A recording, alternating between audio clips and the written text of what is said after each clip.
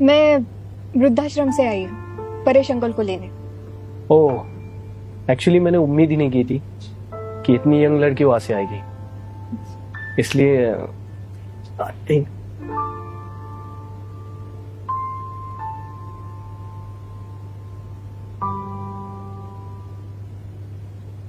नमस्ते uncle.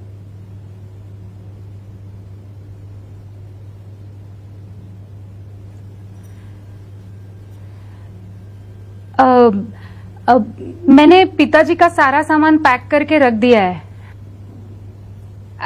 Actually हम लोग चाहते थे कि पिताजी हमारे साथ ही रुके, लेकिन क्या है ना, इनकी इतनी इनकम कहाँ जो हम सबका गुजारा हो सके।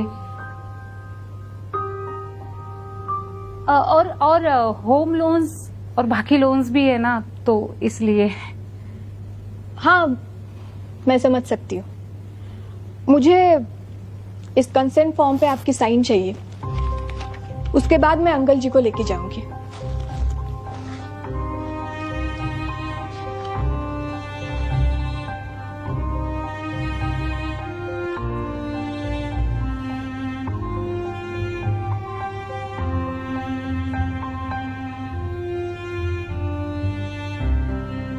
चलो मैं निकलता हूँ, वैसे भी मुझे मीटिंग के लिए देर हो रही है।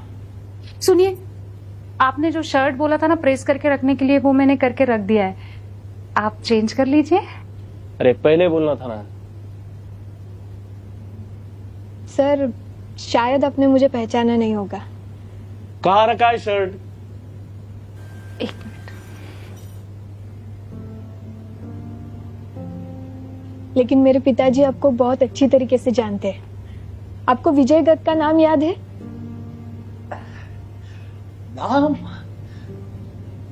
नाम सुना हुआ लग रहा है, लेकिन ठीक से याद नहीं आ रहा। सर, ये वही शख्स है जिनकी बेटी की पढ़ाई के लिए आपने बहुत मदद की थी, और वही बेटी आज आपके सामने बैठी है। शायद आप अपनी कानपुर की पोस्टिंग भूल गए हो, याद कीजिए। हाँ, अब याद आ रहा है। बहुत साल हो चुके हैं, और शायद तुम इसी तरह मेरे सामने आओगी ये उम्मीद नहीं थी ना, इसलिए ठीक से सोचा नहीं था। लेकिन बेटी तुम तो ठीक से पढ़ाई कर रही थी, फिर ये वृद्धाश्रम में कैसे? सर, पढ़ाई के बाद मैंने कॉर्पोरेट जॉब किया 3 साल तक। फिर उसके बाद मुझे पता चला कि शायद मेरे पिताजी को मेरी जरूरत है, और उनके जैसे कई शख्स हैं जिनको किसी की जरूरत है। फिर मैंने और मेरे पिताजी ने 3 साल पहले कुछ लोगों की मदद से वृद्धाश्रम खोला। हमारे यहाँ पे अभी 12 लोग रहते हैं, और आप हमारे अगले मेहमान।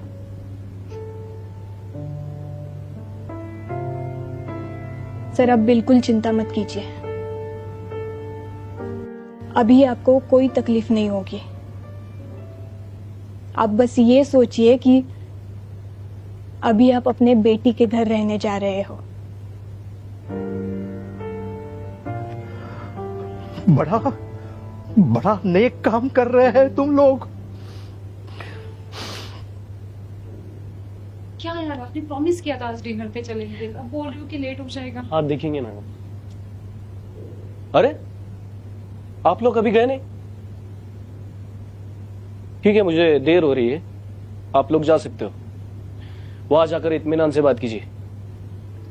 हाँ, विजय बहुत बिजी रहते हैं।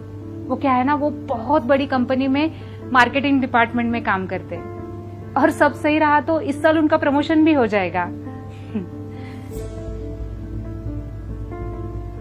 सॉरी, आपको कॉर्पोरेट लाइफ का कुछ पता नहीं होगा ना, लेकिन वहां पे सारी चीजें टाइम पे करनी पड़ती है ना विजय?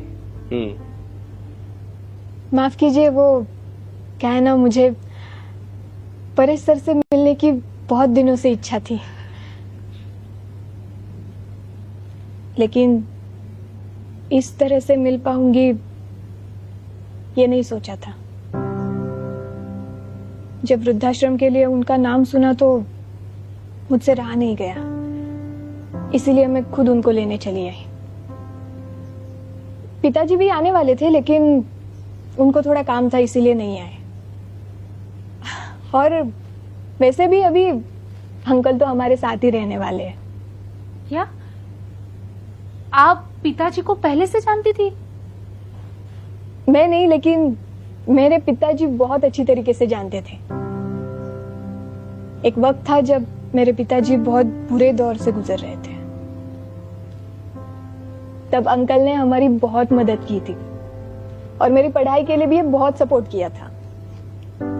अच्छा है ना, तुम्हें भी इनका एहसान चुकाने का मौका मिल रहा है। और वैसे भी तुम्हें देखकर नहीं लग रहा है कि तुम कोई बड़ा काम कर सकती हो। बेटा ये क्या कह रहे हो? अंकल ठीक है, कोई बात नहीं, वैसे सही कह रहे हैं सर। चलिए अभी हमें चलना चाहिए।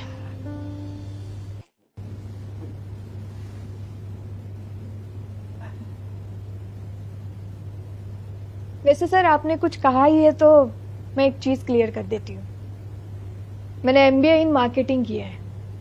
3 साल मैंने एक मल्टीनेशनल कंपनी में काम किया और इन 3 सालों में मुझे मेरी काबिलियत देख के 2 बार प्रमोशन मिला। और अगर मैं अपना जॉब कंटिन्यू करती ना तो शायद मैं आज आपकी बॉस होती, लेकिन मुझे जिंदगी में कुछ बेहतरीन करना था और इसीलिए भगवान ने मुझे मौका दिया बूढ़े बेसहारा लोगों की मदद करने का। चलिए अंकल।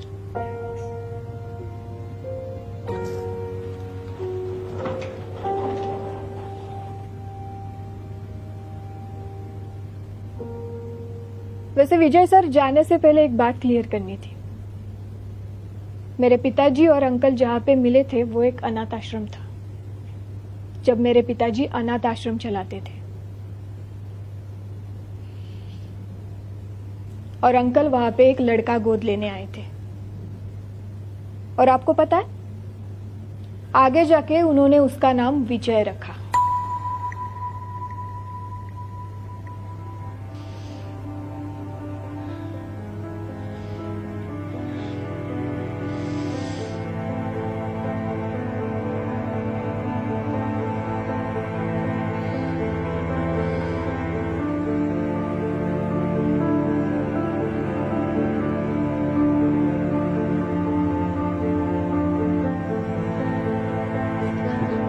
विजय, विजय संभालो।